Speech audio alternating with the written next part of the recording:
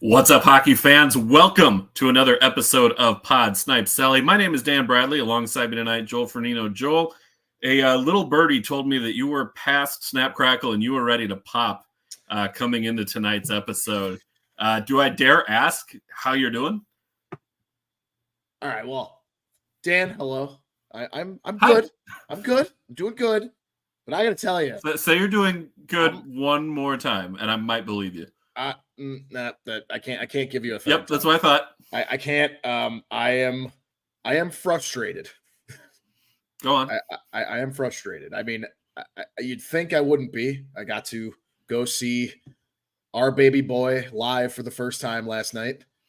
I'm surprised you weren't wearing the Connor Bedard jersey for this show after having gone to see him. I bought this hat last night, so that okay, there's that. I do appreciate a good lid. Yeah. So does my thinning hair. Anyway, I'm frustrated, Dan. Frustrated. I am frustrated, and this is going to tease pretty much 3 of the 5 topics we'll talk about throughout the show. But I'm frustrated with NFL officiating, and I'm frustrated with NHL schedule makers. Now, I get it. The Blackhawks are not a good team. Like, we are still rebuilding. We had first overall for a damn reason. I'm not sitting here telling you I'm expecting to not be 2-5. I'm not. 2-5 is probably on par with what I was expecting, maybe 3-4. But when your first 8 games, 7 of your first 8 games on the schedule, first of all, 5 of them are away in a row. And then 2 you get finally at home. 7 of those 8 are against Stanley Cup contenders / winners. Boston twice. Vegas once for our home opener, and then Vegas again this coming Friday. Toronto, yes, we beat them, but still, Toronto. Pittsburgh's solid. They're a bubble playoff team. Beat them too, I get it, but Montreal was the only easy one.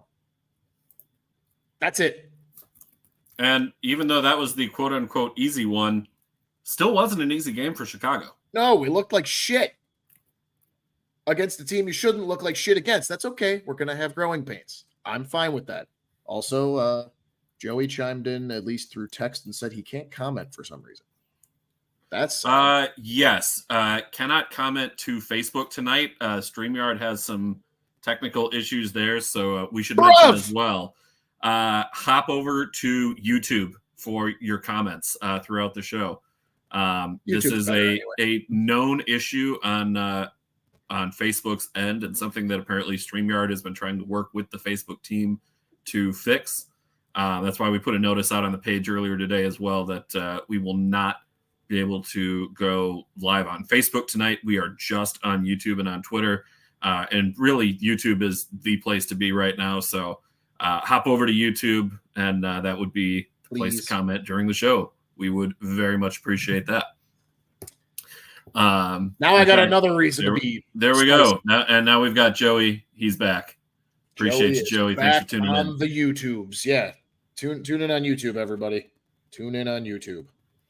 So, Joel, looking back at last night, how was, other than all of the schedule concerns, all of the other stuff aside, how was watching Connor Bedard in person? Outside of an absolute garbage offsides call, we'll get to that too. Don't you worry. I know. Watching Bedard in person was as advertised. Man, is he good. What would you say impressed you the most about his game? He just fits in. He is an 18-year-old with now, at the time of puck drop, 6 NHL games under his belt, official NHL games under his belt. We're not talking preseason. And he just, when he is on the ice, you're paying attention. Everyone's paying attention. And he just always seems to do something solid or spectacular. That goal midway through the first period, that shot was immaculate. Also, that Celly, that was a callback to Patrick Kane, and I really loved him for doing that. That was let me tell you, like, I will get to The goal was disallowed. We'll get to that. But the goal, the Celly, that barn, that was the loudest I have heard that barn since let's probably say about 2-3 seasons ago now. 3 seasons probably, when hockey still was actually meaningful. Hockey was kind of being played, probably about 3 or 4 seasons now. That place was loud. And that place went nuts too. And you see like it's him that scores it, and it's just this eruption. It's, you know what? Very, very spicy. Toasty take. A toasty take is, the toasty takes are coming back. That may have been louder than a lot of the Patrick Kane goals I watched live. That doesn't surprise me, given all of the hype building up around playoffs. Bedard this season. Just knowing who he is and who he is projected to be. For that to be the first goal at home, correct? Because he didn't score. No, his first goal at home was in the home opener against Vegas. Oh, you're right. Okay, so it would have been his second home goal. Okay, and it would have been like, look, I decided to take a anytime goal for Bedard last night too, just knowing, like, I know the atmosphere. He's clearly loving it already. He scored against Vegas in a losing effort, 5-3. Last night I was like, I don't know. I have this feeling. I tried manifesting a win. That was a long shot, and I knew that. But I definitely manifested a goal, and sure enough, it happened. Now, it got called back due to an absolute jack shit offsides call. That was, even as the non-Hawks fan on this show, that to me was one where I didn't see enough there that would necessitate an overturn, especially when you called it correctly on the ice. The play went on for a good long time before Bedard ultimately put the puck in the net. We did. I listened to, again, I will always shout out the CHGO Blackhawks podcast. I listened to them, and just watching the replays and everything on Twitter once I was able to after the game was over. The play went on for upwards of around 30 seconds before that goal was scored. I'm teasing more stuff. I'm not going to get too far into it yet, but we can't be doing that. And that's not just from a Blackhawks fan's perspective. Like, I don't want to see that stuff in any game. I don't want to see a millimeter difference cause a goal to get taken away. Yeah, I know. I don't want to see it take Bedard's goal away, but I don't want to see it any game. It's ridiculous. And it's not like, Charlie McAvoy is going to be like, oh yeah, that extra 1/10 of a second definitely would have helped me. Like, yeah, not at that little bit of an advantage. Like, Jaron, I see your comment here. I'm going to put that up in a minute. But Joel, I want you to explain one from Joey here. Joey's saying his favorite thing about Bedard's game last night. He says when he smiled when the biggest piece of crap on the ice tried to get under his skin. I'm going to need you to explain that one, both for me and for the folks watching at home. So there is, it's on Twitter. I'll find it. I think I retweeted it, but I'll find it and retweet it from the Snipe Celly account. So now that this is the second time that we've played the Bruins, the biggest piece of shit that he's talking about is Brad Marchand. Brad Marchand in their first meet. Yeah, I was going to say in their first one, he kind of like tried to hook him into the bench. It was mess with him. It wasn't like a rough ride or anything. I'm not, calling for a suspension or anything like that. He's just, he's being his rat self. He's trying to it's like he had like his stick around him and he tried to okay, come on into our bench, buddy. Come sit with us type. It was a weird thing. It was actually kind of funny. Bit with the shepherd's crook where you're pulling the guy off the stage, kind of like exactly. That. Not even in a rough way either, just slowly, but just enough, just to try and kind of rattle it a little bit. He did that in the first game in Boston. He did it again last night. I think it was a little more subtle. It was more of like a cross-check type of push thingy, not a cross-check penalty. No Bruins fans come after me. Not like a cross-check penalty, but like a pushing, a shove, little shove with the stick, cross-checking. And he didn't get forced into the bench as hard this time around, but you could tell he was trying it again. And Bedard, just this 18-year-old kid who, like, if I'm at 29, if I'm on the ice and Brad Marchand's doing that to me in my 7th game ever, I'm just like, I'm gonna be like, oh, I'm gonna get pissed off, or I'm gonna be like, hey, like, come on, what the hell, man? Like, Bedard's just smirking just because he loves it. He just has a love for the game and every single aspect of it. He loves that. Even the little like rat attentions thing, like it's just that confidence. He's like, I know what you're trying to do. It's not going to work, but I'm going to have a good laugh from it. So I'll find the video, but it is that was another one. And actually, I should preface too, like, watching Bedard obviously last night was good when he was able to be on the ice, because I think we took, oh God, I want to say Bruins had, I think, 5 power plays last night. I think they had like 5. Let me get the stats up here. So, I mean, that's 10 minutes he's not on the ice. Sorry, game stats, not the box score. 4 power play opportunities for Boston last night, which, and to the Hawks' credit, they held them to 0 for 4 on the power play, but that is still a lot of time that you're not putting Bedard out there. And I guess you can give us credit. And actually, Joey will love this. Seth Jones had a great game last night. I watched him a lot. Basically, whenever Bedard wasn't on the ice, I think I was mostly keeping an eye on Korchinski and Jones because they finally got paired together. Jones had a hell of a game.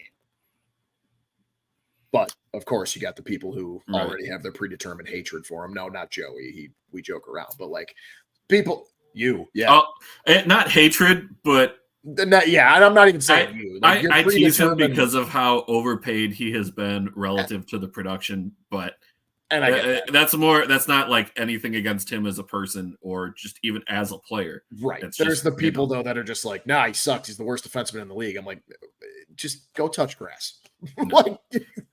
I'll say for me, the thing that has impressed me the most about Bedard is, despite all of the cameras that have been in his face from 3 years ago until now, through all of the expectations that have been put on him, just the poise that he brings on and off the ice is so impressive to me. Because I think about, what a punk I was at 18. Like, I would not have been able to handle that kind of constant media attention and expectation and scrutiny of every single little thing, good or bad, that I do. The poise that he has shown is frankly remarkable to me. It's incredible. I mean, he's like a 30-year-old trapped in an 18-year-old's body. Like, he's just ready, and it just talking about that gets me even more excited and giddy, because this is just his rookie year, and we're only 7 games into it. But yeah, I mean, for when he was on the ice, when we weren't taking penalties, I mean, he looked good. I honestly was very much expecting him to get that goal back. But alas, that did not happen. It turned out to be a 3-0 shutout loss. I'm not, again, I wasn't expecting to win or anything like that. I'm not pissed about that. But the fact that you couldn't get the goal back, and there was a big dejected feel. There's a video of the bench when they make the final call and call it back. You just see everyone's faces just collectively sink. Bedard's too, and it's like, and that building too, like that no goal call, that took the energy out of the building.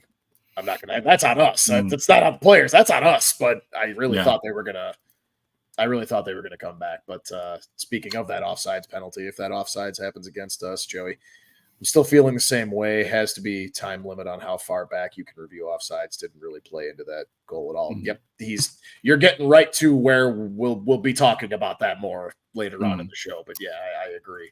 Yeah, and looking. Oh, okay. I guess we're throwing that one up now. I was going to throw Jaron's comment up here since we wanted to get to that one as well.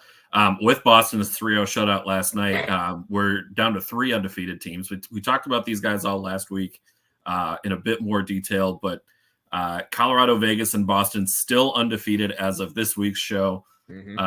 There, I think, is a chance that they could. I've got to check because I know Colorado and Vegas play each other sometime soon here.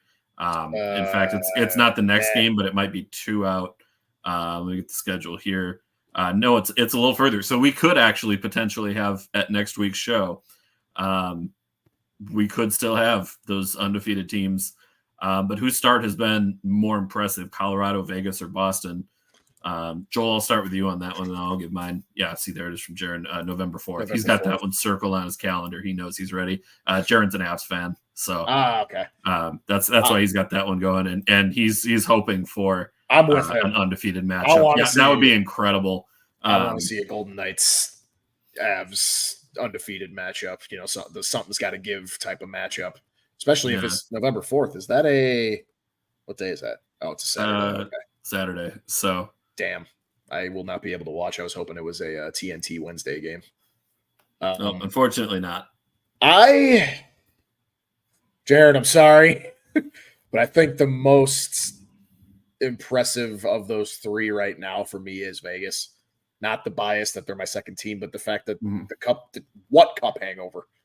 Like there is none, and that's pretty rare, especially considering what Colorado's hangover looked like after their cup. And I mean, I think the last time we saw a cup hangover pretty much cease to exist was after Tampa's first. Pretty much. I'm going to go a slightly different direction on this one. And I'm going to say, honestly, Boston. I mean, sorry, did you hear that? I did. I thought. I don't know what that was. I thought you blew into the mic or something. No, that was outside my apartment. That was really loud. Like if you could hear it through I'm not gonna stop the show and go check out what that was, but you can. I mean, I can. Well, get your Boston thing out of the way, and I can rap about to bring up for Boston. I was just gonna say, you have to trade Taylor Hall away to get back under the cap. Yeah, you lose your captain in Patrice Bergeron. Mm-hmm. You lose your center depth in David Krejci. You lose Dmitry Orlov on the back end. They lost some major pieces to their roster, and players who are super effective across the board. Especially you think Bergeron, you think defensive play, you think Orlov, you think Bertuzzi, you think of the physical element to the game that they bring. Boston lost a lot of talent from their roster this offseason. And the fact that they are one of the last three teams to take a loss, and I get the schedule was a little bit more favorable for Boston. That's where I was gonna. In the early stretch. They had the two against Chicago. They also had San Jose, who I think for my money, they're the worst team in the league this year.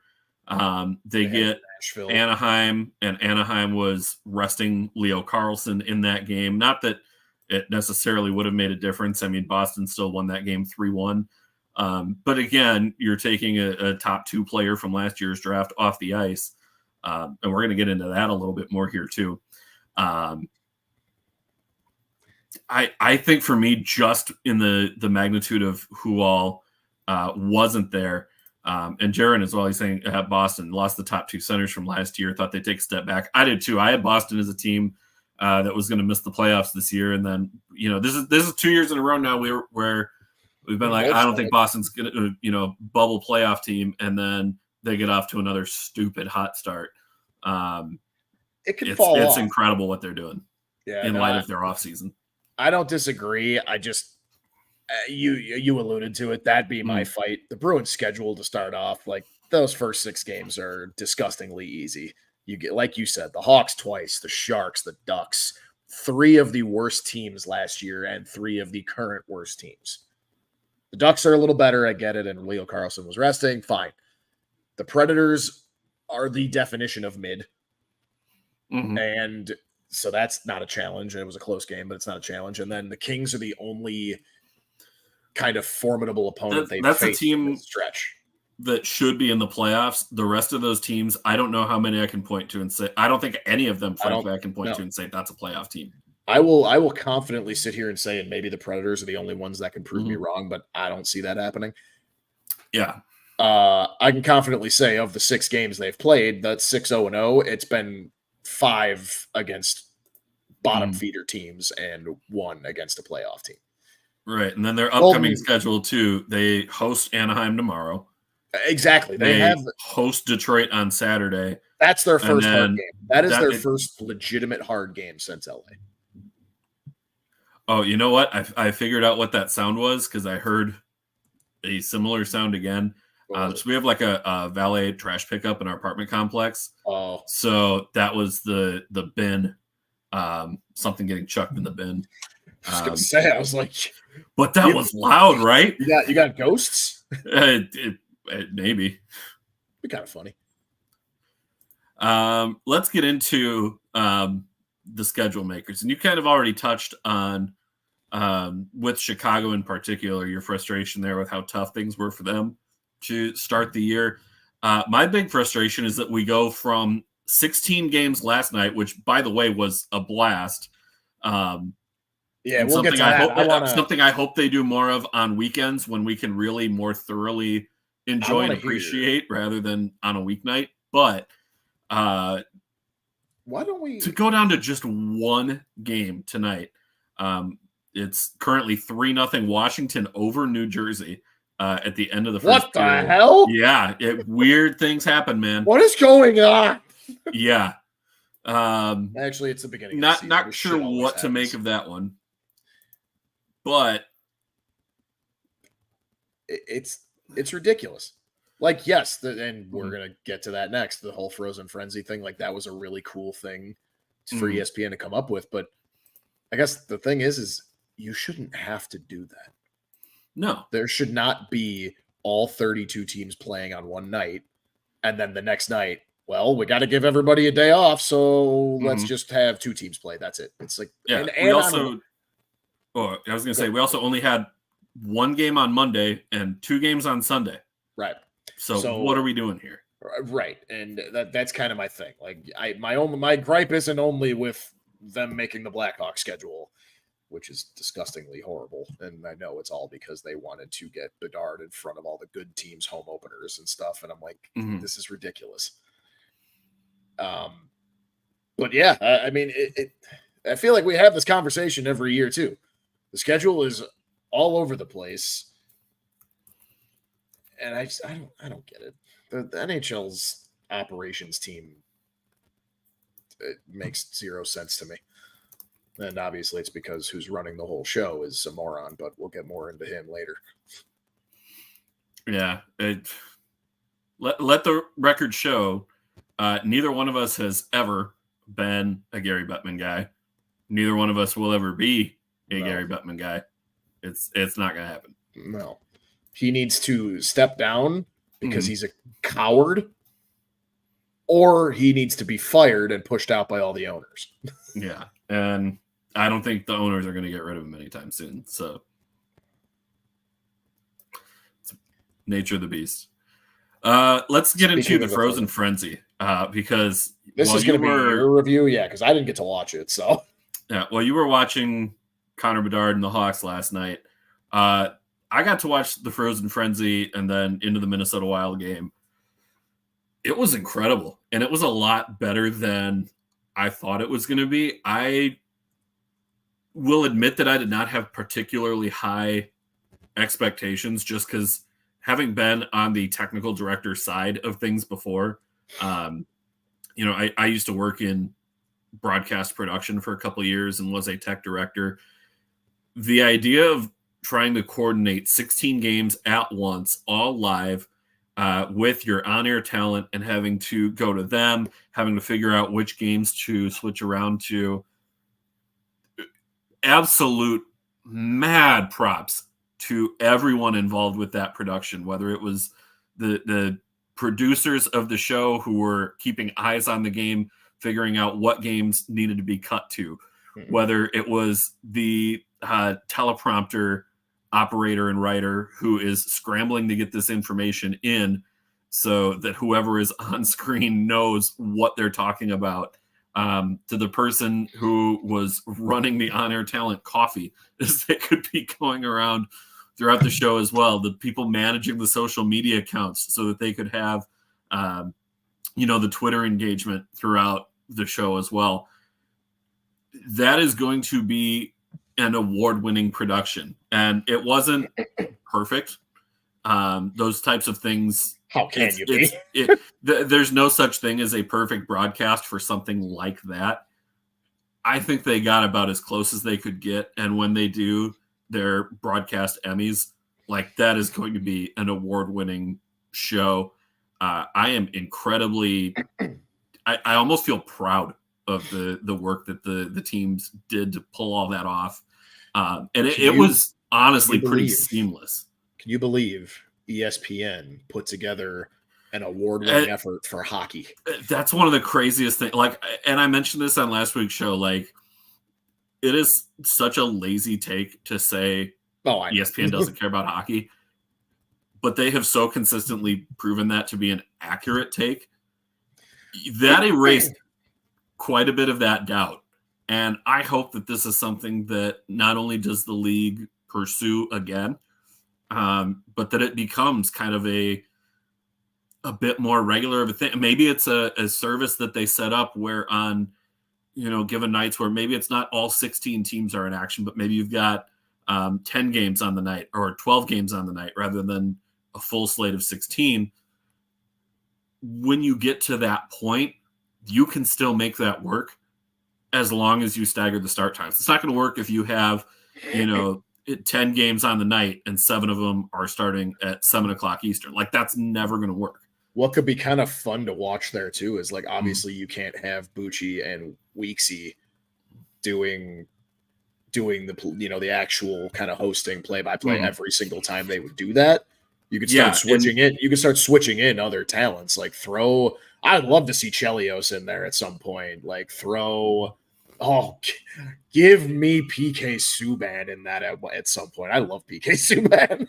Oh, he's entertaining.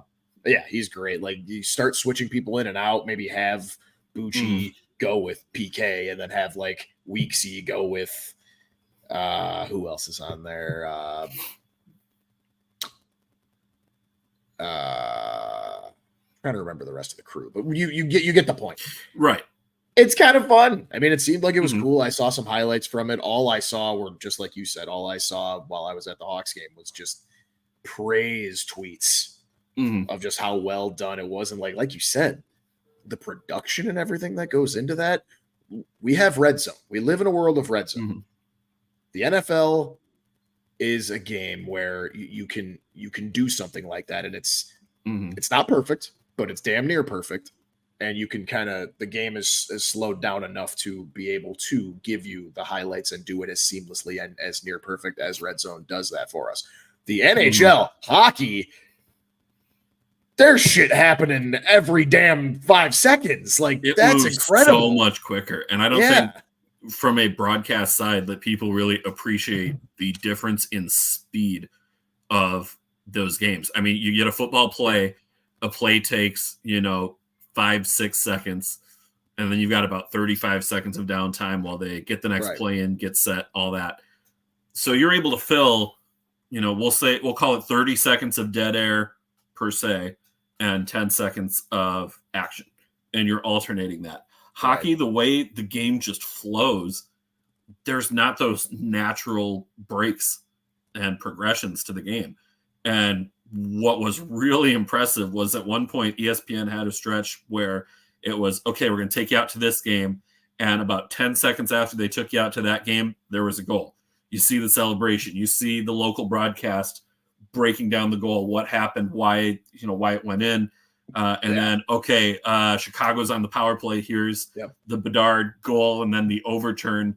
And they stuck around through the review, so you could see some of that. Then they went to kind of surprised they stuck around during the review because of all the shit happening. Right. So then they went around to the Ottawa and Buffalo game in time to see Tkachuk beat the brakes off Alex Tuck.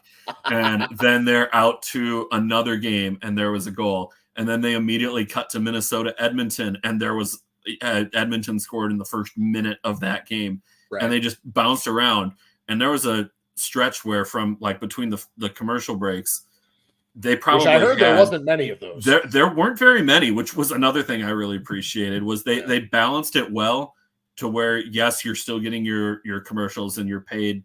You got to pay the sponsors. You got to pay the people who are helping you put it on. I'm not, but it didn't feel excessive. It felt paced well. It felt natural. And they were also able to do some of those like quick 30-second spots in the middle of the coverage too, where they still had the games on the screen and could do those spots. Yeah. So like that all still worked. But yeah, it felt very, very well put together, and something that, while not necessarily easy to replicate, is something that they can take moving forward. And I hope that becomes something that is more regular. Yeah, no, totally. I want to throw a couple comments in here, Joey, with he loved it as well. Yeah, brutal no hockey the night before and then one game tonight.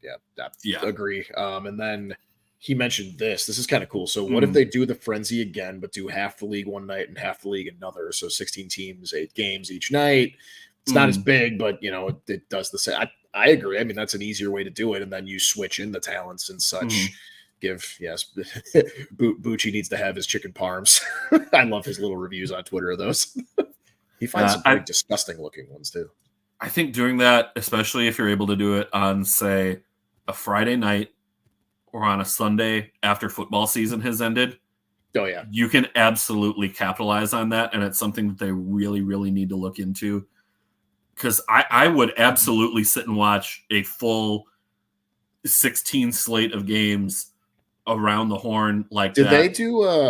Did they do kind of like what they'll sometimes do in Red Zone, where they like had, like 2 games here, 2 games here, so like a 4 panel or like a 6 panel? Yeah, so they did. I think most common was they had like a 3 or a 5 panel usually. Okay. That's which fair. I mean, that's understandable. At one point, they had a 7 panel, which it was like, whoa, like this is crazy. Which again, there are regular fans that can barely follow. There's regular fans that can barely follow the puck live or one game, let alone 7 at the same time. So like having it for ESPN Plus, on my computer screen, like 7 isn't realistic constantly, but for the most part, it was usually just 1 or maybe a split. But if you're like watching on TV and they go to 7, like that had to be a sweet experience to have that set up. I have a 65-inch TV. I'm picturing that. Yes, that is ideal for that type of experience. I'll have to look it up, and we won't, look it up live now. But I think they're supposed to do it. I thought I heard this isn't the only thing. That wasn't a one and done. Like they're planning on doing it for, of course, because the NHL is going to have multiple times this season where there's all 16 teams or all 16 or 16 games or 14 games in one night. So I think they might be doing it again.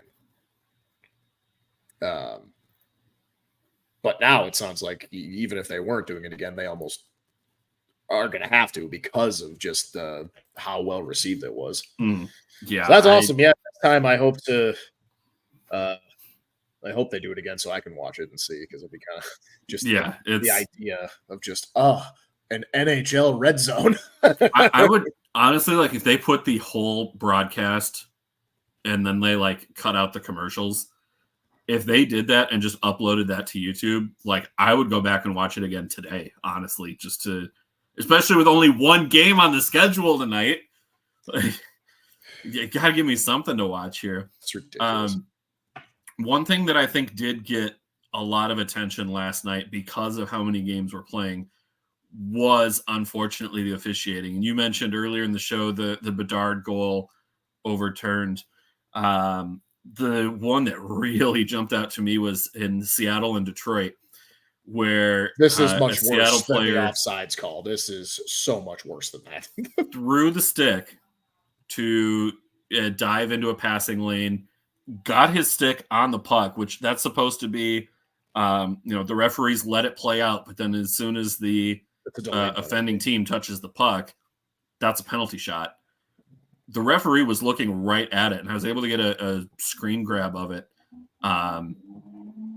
where there is no player obstructing the referee's view of what is going on. You can see clearly to the dive. You see the stick out of hand before the puck has got to the player. It's frankly inexcusable that the ref missed it. But then for Seattle to have turned down the ice, gone the other way, scored a goal, and DeBrincat skates over to the referee and says he threw his stick. How did you not see it? Like, I read his lips and that's what he said.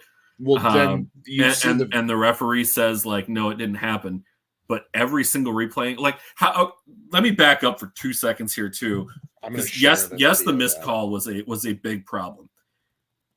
How is that not a reviewable call yet? Like, we can spend 10 minutes looking to see if the play was offsides by the width of your hair and really nitpick and analyze that. But we can't review for a thrown piece of equipment, which league rule, like whether it's a player on the ice, on the bench, coach, whatever, any member of the team throws something onto the ice, like, that's a penalty shot.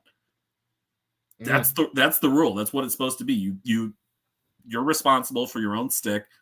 You throw it, that's a penalty.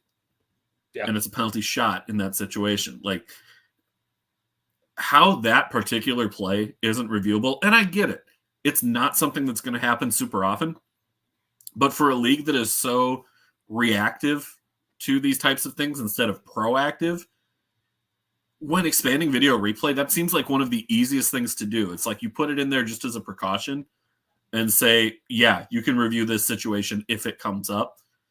The fact that it wasn't reviewable either is asinine to me. It's so ridiculous. I just shared out the video on our Twitter, so go check that out if you haven't actually gotten to see it. In that particular video too, yeah, you see the whole play unfold. They show the goal that made it a 3-1 game. But when they show the replay of him throwing his stick, it touching the puck, causing the play to obviously go the other way, there's actually a beautiful angle of the replay where you see the ref staring at the stick, hitting the puck. So DeBrincat skating over to him and saying, like, how do you not see that? And him saying, like, yeah, it didn't happen. Then you get caught egregiously on the replay staring at it and not doing a damn thing about it. You said, to be frank, I'm going to say, hot take, that's a fireable offense. If you miss something that clear, that obvious, you shouldn't be doing that job because you clearly cannot. It's one thing to miss or miss a little hairline offsides, or it's one thing to, call soft hooking penalties or roughing penalties or what have you. Mm-hmm. When it is clear as day, you know the rule, you cannot throw your stick at the puck. And it's not like it, like, touched the puck after, like, just barely leaving his hand. It's a good, gone. It's a good, 6-7 feet away from his hands. Mm-hmm. And it touches the puck. And actually, I don't remember. Is it a penalty if the puck doesn't get touched still, too? Yeah, because even if you're throwing your stick, like, you don't have to touch the puck. Like, because that's been a thing on... I've seen it get called that way. Like on an empty netter where a player throws his stick... To try and... He does, right, to try and break it up. And that's one of those as well, too, where in that empty net scenario... It's a penalty shot, isn't it? It's an automatic goal.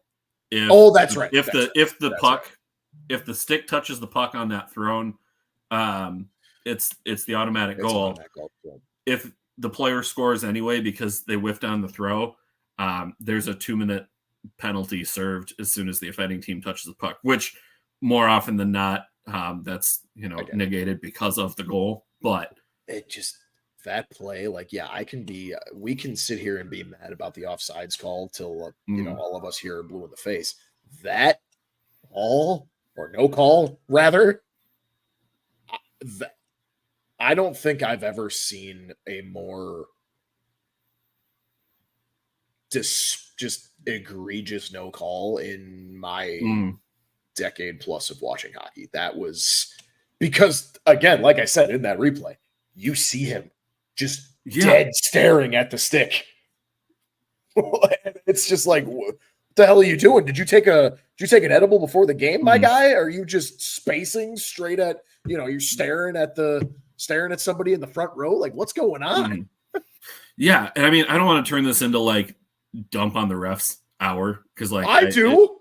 I get you do. I don't think that's like because we already do that enough on this show. Yeah, that I because don't they want to spend deserve like, it. but They deserve it, and they should be held accountable for shit like this. Yes, yesterday's was so bad, and like I think some of these calls, like some of them are somewhat subjective, where it can be an interpretation of yes, that was goaltender interference, no, it was not. Yes, the puck appeared to have crossed the goal line or crossed the offsides line. Some of those are a little more objective, like yes, it was or no, it was not. And there's going to be some discussion and disagreement. And was the ref in the right position to make the call? All those factors aside, like this one is such a bad miss that, especially when you are broadcasting games nationally and rolling through, and you have hyped up pretty much all offseason that you're going to do this 16 games in one day, have everybody on, and your entire national audience sees that missed call in that situation and then an immediate goal at the other end of the ice. It's a really bad look for the league. I mean, it is. I'll agree with you there, but at the same time, like the same stuff has been happening, and this exact same headline we got rolling right here. Has the officiating gotten even worse? The exact same topic has been getting talked about in the NFL because it's been just as bad. Yeah, in the NFL. The NBA started last night. We're going to end up watching them. That theirs have been bad in the last few years. Like, I'm going to say something here that may rile you up because I think we're going to slightly disagree here. I don't know that the officiating has gotten worse. I think the mistakes have gotten greater exposure. To me, that's the difference. I don't think officiating is necessarily getting worse. I'm thinking it's so much easier for us to, with all of the camera angles we have, with all of the different social media channels and, podcasts like ours and vlogs and whatever. Like there are so many more ways to show how bad a missed call it was to a much wider audience that, to me, that's where it's not so much that things have gotten worse. It's that things are still similar in terms of badness, but the exposure of how bad they are is magnified. And especially with sports betting being a factor as well. And as more and more states are legalizing sports betting, the amplification and the ramification of those mistakes is so much more than it was even just a couple of years ago. I guess I can understand that, but you're going to disagree with it, but I'm going to disagree. Okay, you know what? That's fair. That's fair. I can understand, and I'm never one to say stuff is rigged or anything like that. Now, the only time I might really, at least give a little attention to that theory is in the state, like with the whole gambling aspect, like you can't be naive and not think that maybe, just maybe, something's going on there. But I don't know. I think it's just been terrible for the NHL to start the year, and the NFL's looked terrible as well. I don't know. What do we got to do? Pay refs more? We'll talk about someone who has not been terrible and has in fact been the exact opposite of that. Jack Hughes, 14 points in 5 games to start the season. Oh, by the way, New Jersey has tied things up. It is now 3-3. That took there's 12:27 to go in the second period here. And by the way, Jack Hughes has picked up 2 more assists. So he is now at 16 points in just under 6 games. I know we talked about the start that Austin Matthews was off to. We're going to talk about Larkin and DeBrincat later on. There is no better player in hockey right now than Jack Hughes. My goodness, what a level he is at. Jack Hughes? What do you mean? So it's back up 2 years ago. He's a bust, man. Oh, yeah, because he wasn't a 100-point scorer by his Draft Plus 1 season. So He's a bust, dude. Like, what are you talking about? This is clearly just a fluke. Right. My God. Just get the hell out of here with that bullshit. However, and tip of the cap to you, by the way, for making Jack Hughes your Hart Trophy pick. That looking real good really out of the gates right now. Looking real good out of the gates. Hell, I almost regret not doing the combo and putting him in the Art Ross conversation, but again. Yeah, and McDavid, even though he's injured for 2 weeks now, I think. Yeah, I think it's about a week and a half that they're projecting for his timeline of return. So probably 2. Let's round up 2 weeks. He'll be able to catch up. I'm sure that'll still be in tow. But yeah, man, this is incredible. I so appreciate not only the way that the Devils have been able to develop him, and especially the last couple of years under Lindy Ruff. Like, remember even just a couple of years ago when Devils fans were calling for Lindy Ruff to be fired, and then the team went on a winning streak, and then they did like a "Sorry, Lindy" chant. Oh, that's right. That was awesome. Sorry, Lindy. Yeah, apologize for this is for all that. Like, this is what a successful. This is what a successful rebuild looks like. Yes, they tanked. Yeah, they rebuilt. They signed key free agents. Yeah, they sold off assets. They signed key free agents. Dougie Hamilton being probably the best one. And even if you say the Subban trade, even if you say that kind of backfired, like he wasn't nearly as effective in New Jersey as he was in Nashville or especially in Montreal. But you're not gonna hit on everything. You're not, no. Unless you're Joe Sakic. He's the only one who I feel like ever has like a 100% hit rate. Arguably the best front office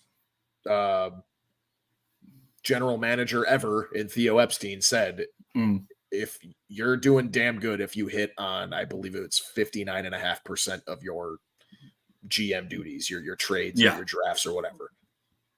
Yeah. You're not gonna hit on 75% or higher unless you're killing it like Joe Sakic. But this is what a rebuild looks like. This is what I hope our blueprint here is, slowly starting to form into. This is exactly what it's taken a little longer than the Devils have, but this is what Detroit's blueprint, I think, is somewhat similar to. Yeah, and it helps that Hughes was a first overall guy in Detroit. Those couple of years they were bad, didn't end up with those top 2 or 3 or 4 picks. Exactly. Most of that time, but you go out and trade for Timo Meier, like they've just done Toffoli. He was he a trade or he was a trade. He was a trade. That's right. Because they sent Sharon Govich back to Calgary. That's right. So yeah, you add all these skilled guy pieces around your budding superstar, and you keep shoring up the back end. Goaltending might be decent, but your defense is good enough where you can do the Colorado effect and just have a decent guy back there to backstop any or of the very few mistakes your defense makes. I was going to say similar with Toronto, where they have the offense to make puck possession so much of their game that they're going to be able to score 4 goals on a nightly basis.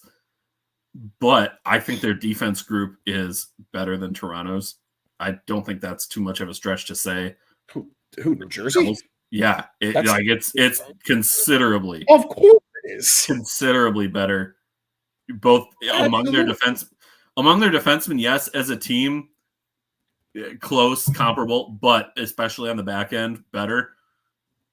I really like what New Jersey is doing right now, and man, do they look good out of the game. And speaking of that, New Jersey has taken the lead. It's now 4-3. Because right on cue, I just mentioned Tyler Toffoli. Toffoli unassisted gets the goal. 3-point night for Toffoli, 2 goals and an assist. That's 6 goals on the season for Toffoli too.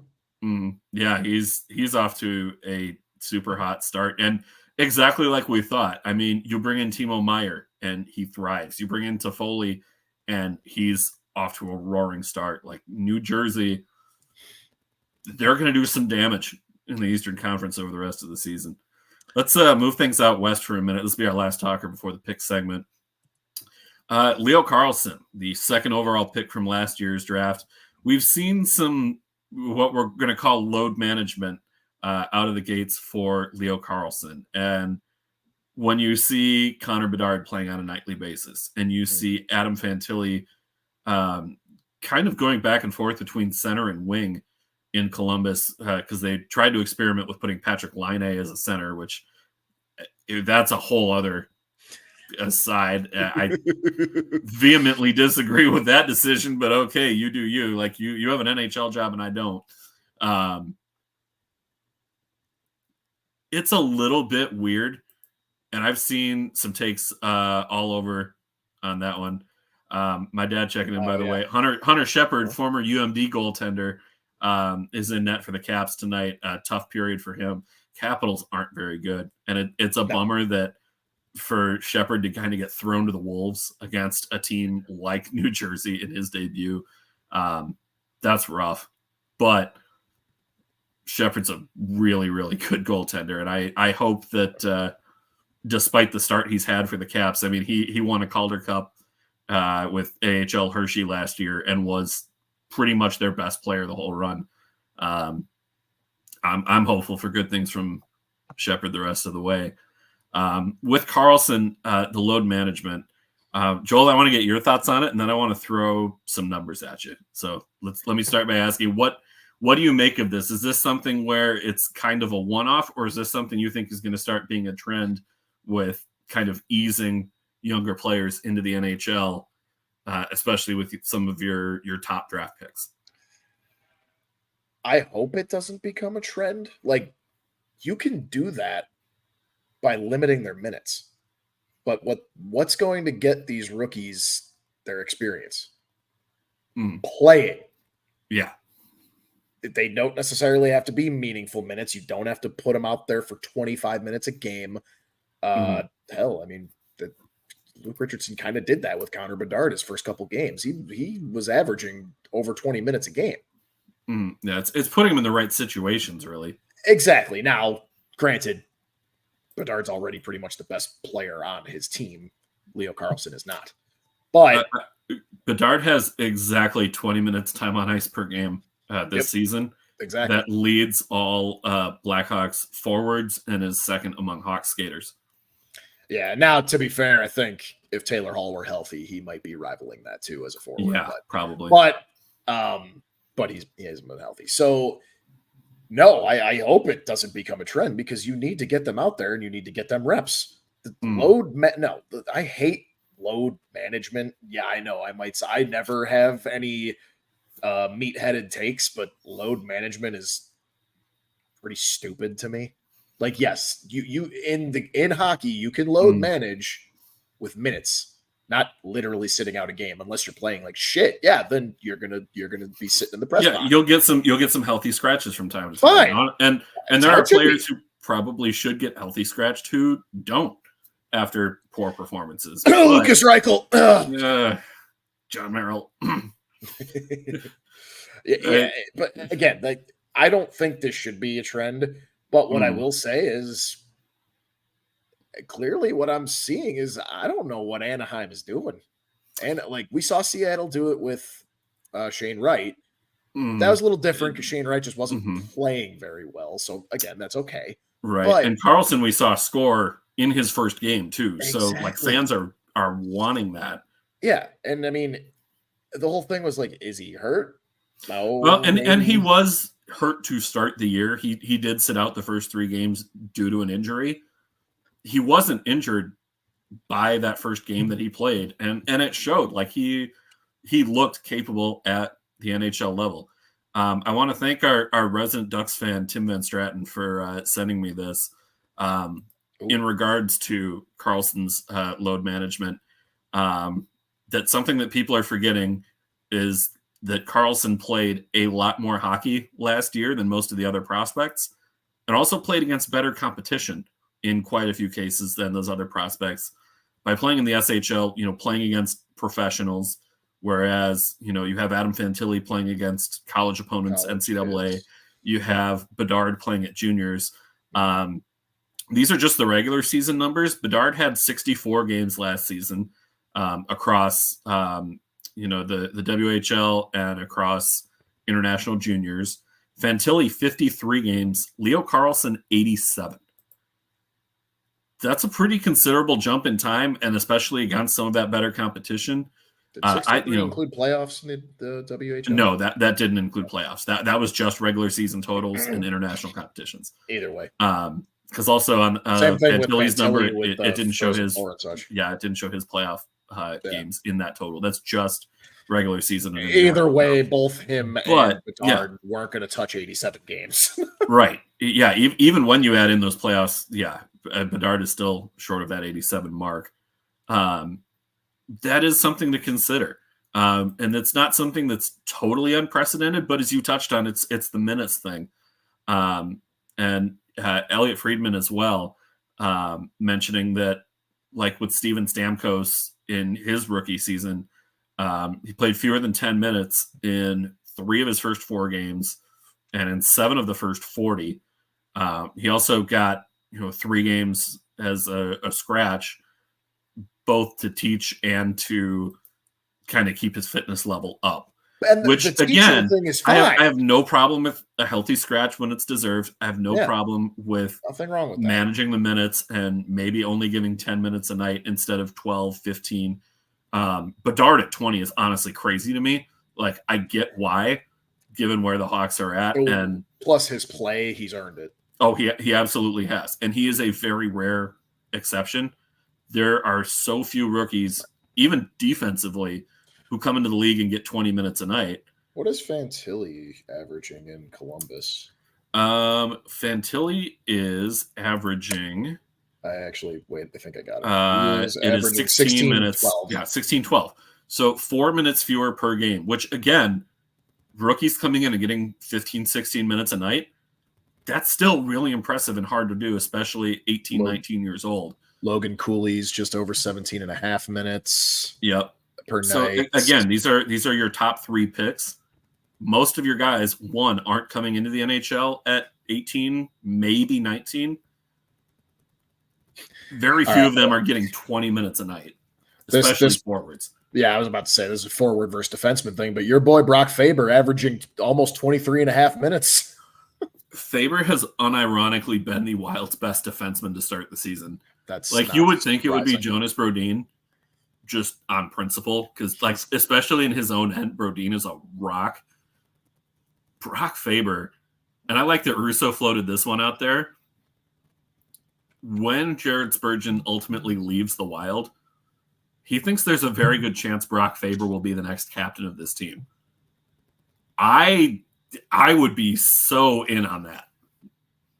That would be, I think, really good for the Wild, especially because they'll have him locked in for a long time. I think his contract lines up with the end of the Parise Suter buyouts. They're going to have a good chunk of change they can throw his way, lock him up to a long-term deal, make him a captain.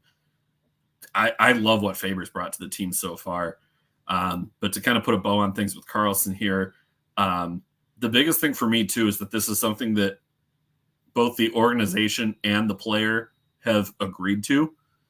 That Carlsson kind of thinks this is the best route for his own development.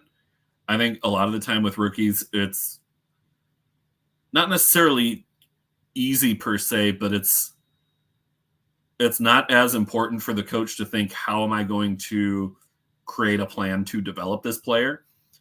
So from Anaheim's side of things, to see so early on in Carlsson's development that they're taking this, I don't want to quite say kid gloves approach, but that's kind of what it is, just handling with extreme caution. I get it. But also I think it's, you got, with the young guns that you have and the injuries that we've seen from some of them already, Zegras was hurt and missed a bunch of time. Drysdale was hurt and has missed a good chunk of time as well, especially last year in his contract year too, for when he was going to get his second contract. Those are some tough times to miss.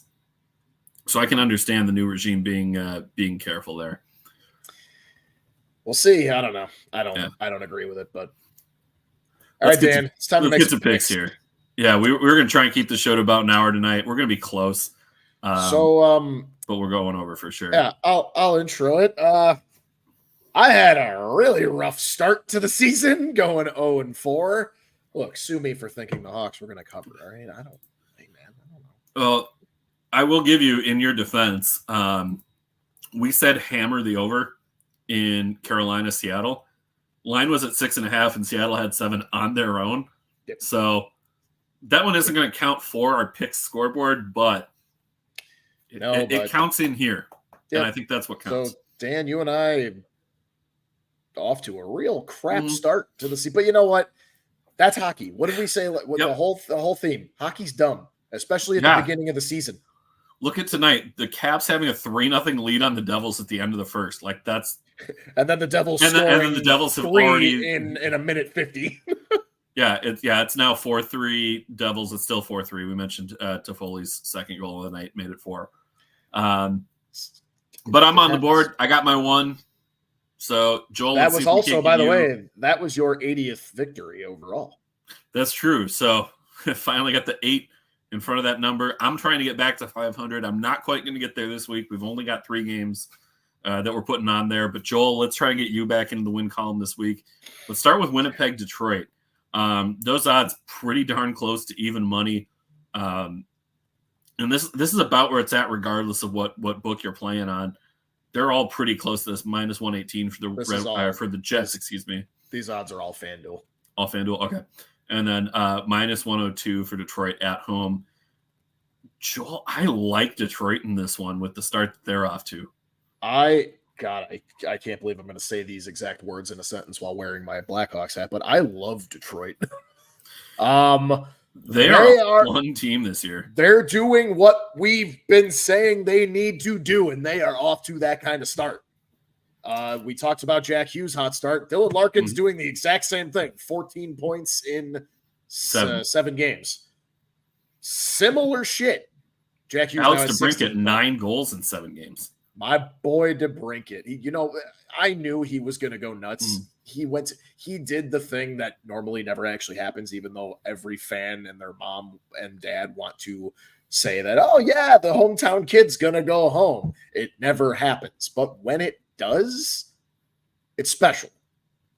DeBrincat's a Detroit kid. I'm not surprised in the slightest he's putting up these numbers. Plus he's back with, he's got good teammates. He had some decent players in Ottawa, but he needs somebody on his line that can really feed him the puck because he's a pure damn goal scorer.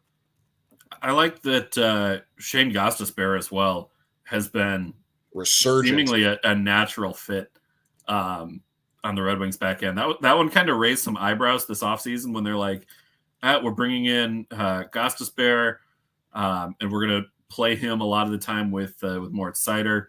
And just looking at their back end as a whole, it's like these are kind of some head scratcher moves, but Detroit is making it work. As I said, and on the year 5-1-1, they're a point behind Boston in the standings. Have played one more game. Good start to the year for the Red Wings. Dylan Larkin and Alex DeBrincat are starting to vie for one of the new dynamic duos in the league, in my opinion. One thing to keep an eye on here, DeBrincat did miss today's practice. He was under the weather. So something to keep an eye on there, but indications are he's probably going to play tomorrow. And on the Winnipeg end, Gabriel Velarde out until late November with a knee injury. Ville Heinola out till looks like end of November, possibly early December. But that's all we have on the injury front for both of these clubs. Yeah, I mean, hey, don't look now. Boston's at 6-0-0, and Detroit's hot on their tail at 5-1. 5-1-1, sorry, but yeah, Winnipeg 3-3 on the year, -3 goal differential, but they've won their last 2. And on Winnipeg's end too, again, kind of a weird schedule to start the year. Calgary, Florida, LA, Vegas, Edmonton, and St. Louis. I was surprised with the loss to Calgary early on. That one kind of surprised me as one that got away, but you beat the Panthers, who Eastern Conference rep last season. Oilers, who made the Western Conference Finals last year, took care of business at home against the Blues. Back on the road now. Winnipeg's starting to figure some things out here too, and we said that's kind of a team that's right on that playoff bubble.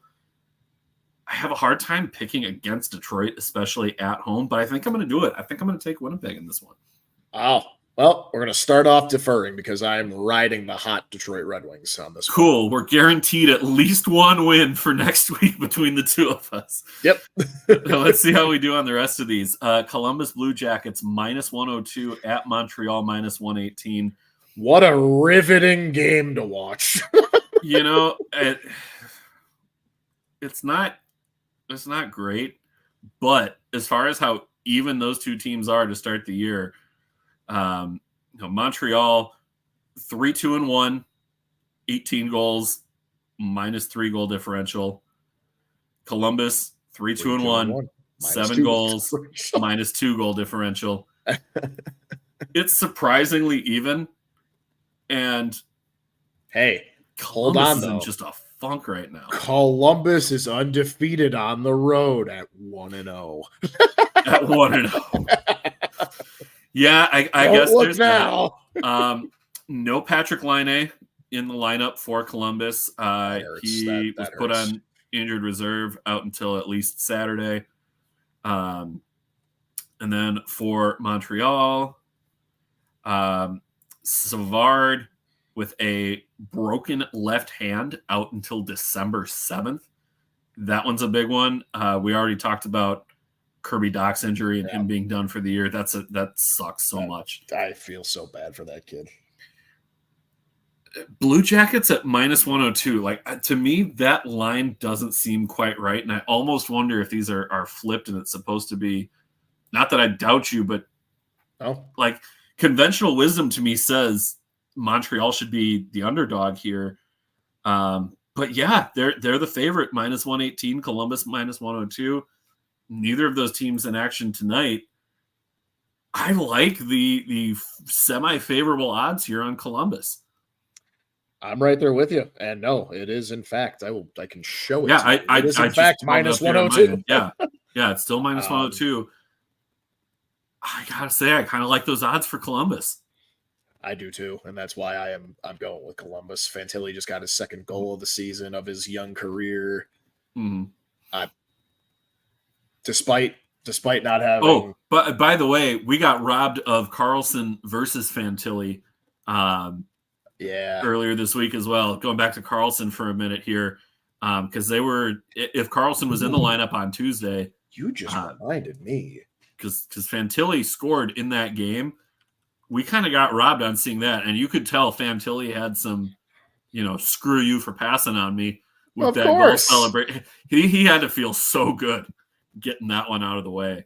They're only going to play each other one more time this year because the cross conference thing.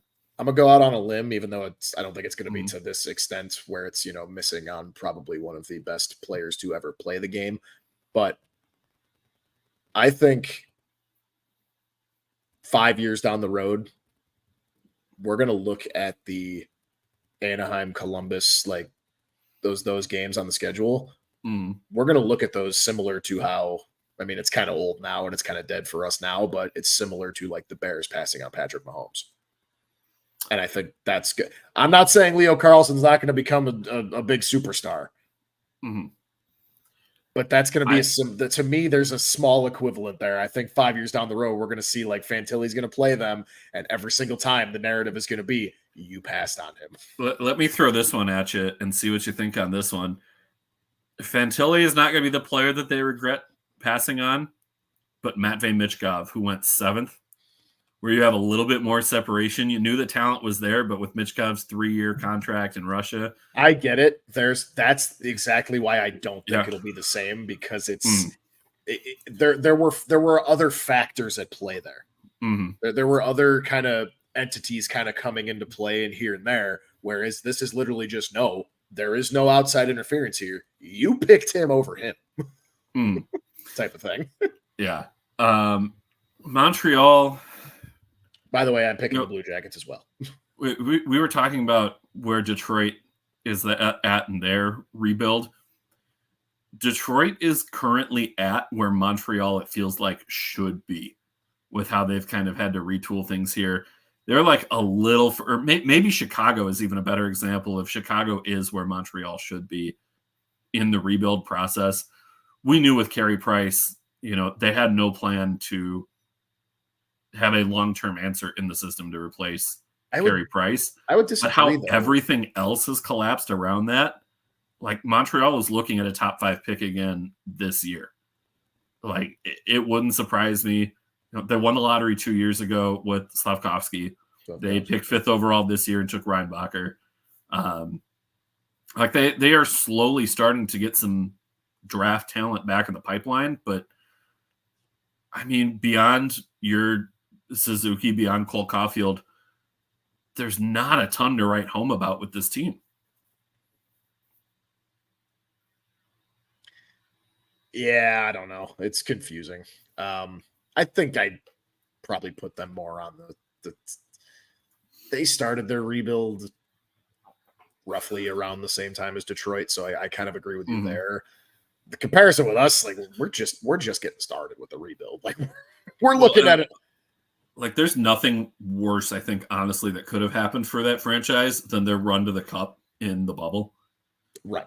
Just because, for one, the wear and tear that all of that put on Carey Price, but also like it screwed him up for the draft. It probably unfairly skewed the perception of a few of their players in getting guys on longer term deals. Yep. I almost wonder if that run did more harm than good long term.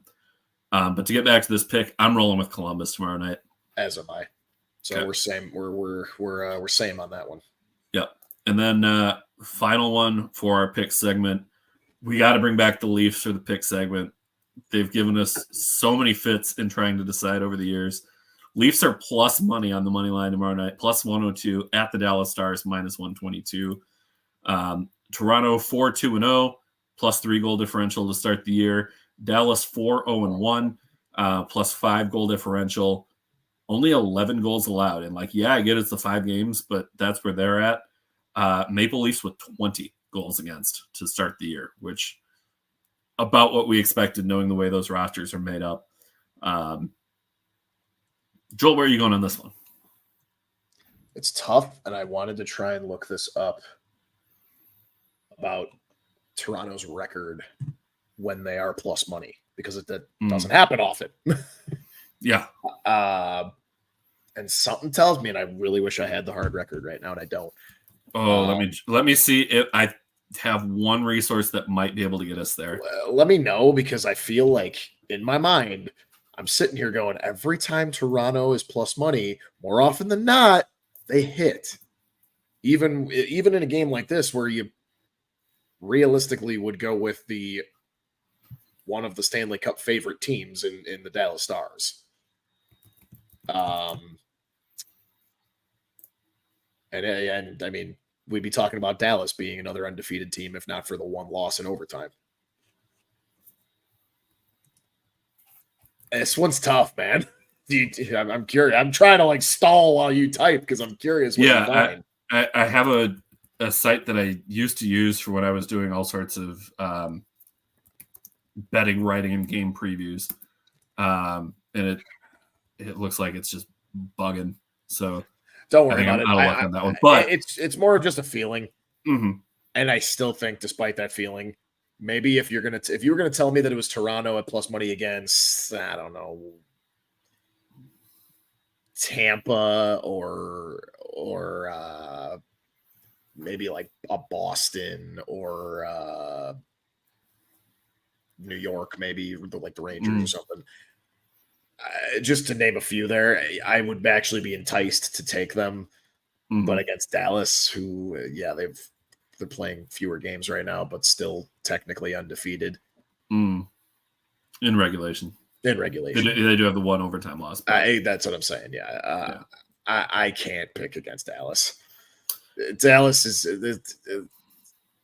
this could be ugly for Toronto. I'm taking Dallas. I think this one's going to go to overtime. Oh. I'm going to say Dallas in overtime, but that still counts for the money line, so we'll take that. Dallas was my cut pick. Norm Green still sucks, but riding with Dallas.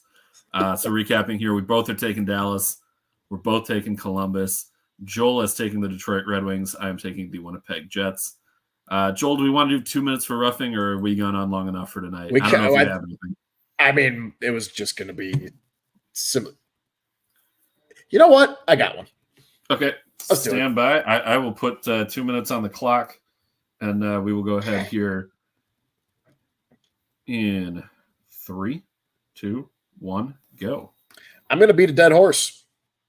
This offsides call has still got me. The officiating still got me. When it comes to offsides, Joey alluded to it. We have the technology. It is 2023. We're using review, but apparently the NHL doesn't want to make things complicated, even though they make things complicated all the time.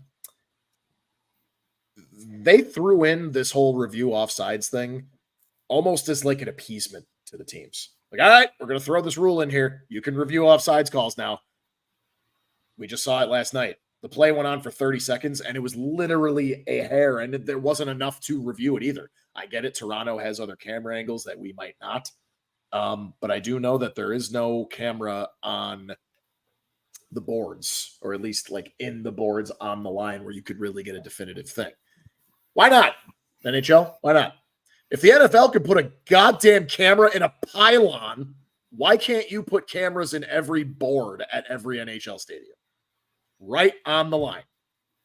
Along with that, you do that and then add to the rule. You should add to this rule now of give a time limit of some sort. We have delayed penalties, right? You don't actually get the penalty called until the team who committed the penalty touches the puck. In this case, there should be some sort of possession thing. The Bruins got possession of the puck after it was already offsides, and then we just kept it in again. It's all plain and simple.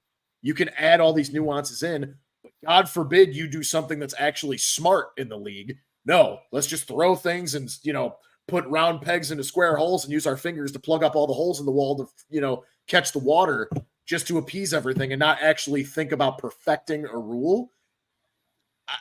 We need to change the offsides rule somehow. If you're going to review everything, add more to it and add a time limit to it. It's fucking ridiculous.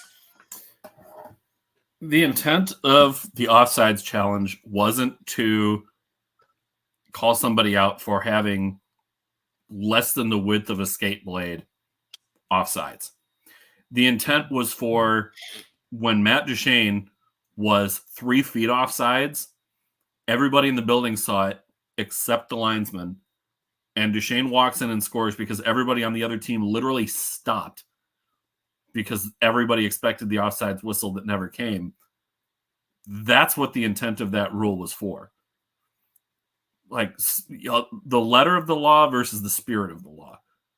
Because by definition, yes, it's offsides. As far as what advantage was gained on that play, especially going back to Chicago's example with Boston touching the puck, to me, that's not an inherent advantage gained. If they got the puck back. And there's more than just touching the puck. There's control of the puck. Exactly. So maybe that's the way you change it is if following a missed offsides call, the delayed team gain. Well, no, you don't want that because then you could just have everybody stop and you immediately challenge for offsides. Oh no, I get that. But there's got to be a time limit here because 30 plus seconds passed already. Not to mention they had touched the puck. Right. And here's the thing. That's just a regular season game. What happens if we got Game 7 in a important playoff series, or God forbid the Stanley Cup final, overtime? A goal like that happens. Again, 30 to 40 seconds pass. The foot was in the crease. Right, but you review it. Everyone's already got their, the winning goal team already has all their equipment off. Everyone's going nuts. And then you come back after reviewing it. Oh, nope. Got to restart the game. Yep. He was offsides. I mean, yeah, we played for 45 seconds, before realizing it. But hey, that's what we got to do. Well, these coaches should have a time limit. Let it be 15, 20 seconds. And even that sounds kind of long. But I don't know. It was frustrating. Not that it made it. Not that it made a difference. Not that it made a difference. It was just. And again, too, like it even jumps into another argument of like you need conclusive evidence to overturn the original call on the ice, and I don't think you had that. Yeah, somebody brought up the idea of like, what if you give the coach like a buzzer where it's like, I'm going to challenge that play. I think it was offsides. And you let them make the challenge like while the play is still going on.